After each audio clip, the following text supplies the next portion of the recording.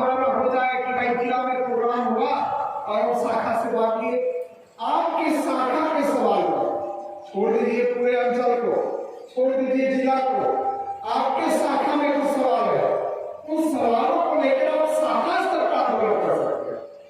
अब तो पंचायत स्तर पर सत्ता का विकेंद्रीकरण हुआ, पंचायत स्तर पर विभिन्न योजनाएं पंचायतों से ही संचालित होती है। आगामी लोकसभा चुनाव में इस बात के लिए संकल्प ले रहे हैं कि हम लोग इस देश को टूटने नहीं देंगे, इस देश को बंटने नहीं देंगे।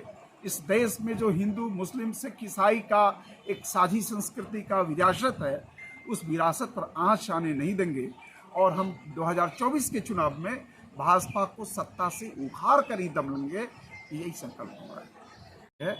ऐसी परिस्थिति में यह सरकार, दिल्ली में बैठी मोदी सरकार, सभी मोर्चों पर पूरी तरह फेल हो चुकी है। और एक ही बात 9 वर्षों में साफ तौर पर आया कि सरकार को अगर चिंता है तो सिर्फ और सिर्फ देश के कॉरपोरेट घरानों को कैसे हम फायदा पहुंचावे। देश में हमारी जितनी कंपनियां, बड़ी बड़ी लाभकारी कंपनियां सब हैं, उन तमाम कंपनियों को प्राइवेट सेक्टर में भेज रही है। रेलवे, हवाई जहाज को प्राइवेट में दे रही है, रेलवे स्टेशन को प्राइवेट में दे रही है, एसबीआई बैंक को समाप्त करने की दिशा में आगे बढ़ रही है, एलआईसी को समाप्त करने की दिशा में बढ़ रही है, ताकि प्राइवेट बैंक और प्राइवेट बीमा कंपनियों का जाल बिछे देश में।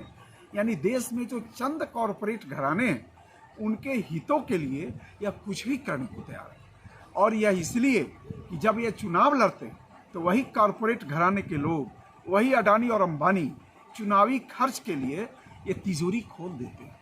ये इनको इलेक्शन बॉन्ड के नाम पर इन्हें पूरा मनचाहा पैसा मुहैया कराते हैं। इसलिए पूरे देश में जो ज्वलंत मुद्दा है महंगाई का, बेरोजगारी का, किसानों का, मजदूरों का सवाल, इस पर इस सरकार का कोई योजना नहीं रहा।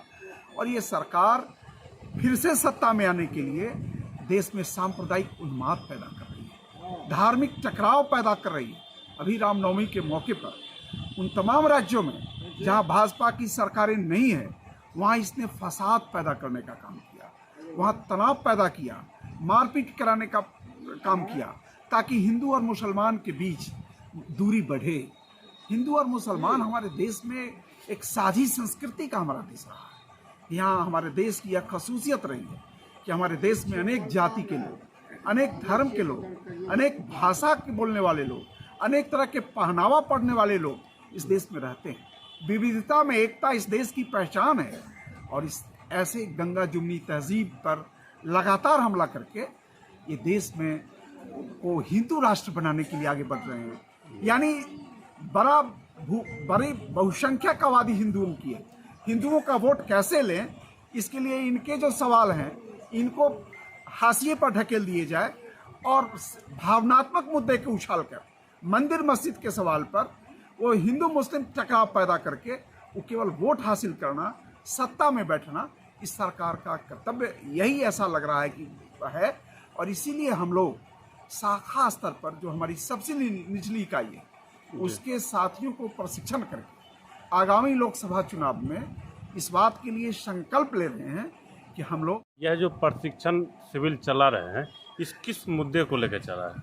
देखिए, ये बिहार के तमाम जिलों में हमारी सबसे निचली इकाई पार्टी की ब्रांचेज हैं, शाखा, पार्टी शाखा उसे कहते हैं, उस शाखा के जो सेक्रेटरीज हैं, शाखा मंत्रियों का जिला स्तरीय प्रशिक्षण बिहार के तमाम जिलों में चलाया जा रहा है। और उसी करीब खगड़िया जिले का 2 दिवसीय प्रशिक्षण शिविर यहाँ चल रहा है 14 और 15 अप्रैल को। इस प्रशिक्षण के माध्यम से अभी जो देश भीषण संकट का सामना कर रही है, देश में एक ऐसी सरकार 2014 से चल रही है जो आम गरीबों के सवाल पर, मजदूरों के सवाल, किसानों का मुद्दा हो, नौजवानों का मुद्दा हो, इस सरकार के एजेंडे में इन मुद्दे नहीं हैं। इस सरकार के कथनी और करनी में दूर तक कोई सरोकार नहीं है, कोई रिश्ता नहीं है। यह सरकार बिल्कुल कॉरपोरेट घरानों के हितों में काम कर रही है। ये क्या कुछ जो यहाँ जो प्रशिक्षण चला, इतना सारे लोग हैं आपके सदस्य, आगामी लोकसभा लेके क्या चर्चा चले? वही बात बता रहे हैं हम लोगों की साफ समझ है कि 2024 में लोकसभा का चुनाव होना है। जी अभी 2014 में जो सरकार आई, उस सरकार का 10 वर्ष पूरे हो जाएगा अगले साल। 9 वर्ष जो इनके बीत गए, इन 9 वर्षों में इनके क्रियाकलाप से यह जाहिर हो गया कि इन सरकार को गांव के में रहने वाले गरीब मजदूर किसान की कोई चिंता नहीं है। गरीबों के कष्ट में इजाफा हो रहा है।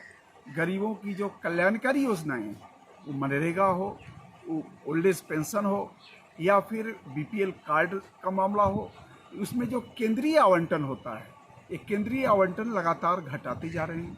मनरेगा को समाप्त करने की इनकी योजना है। किसानों की दशा और ज़्यादा खराब होते जा रही है दिन ब दिन।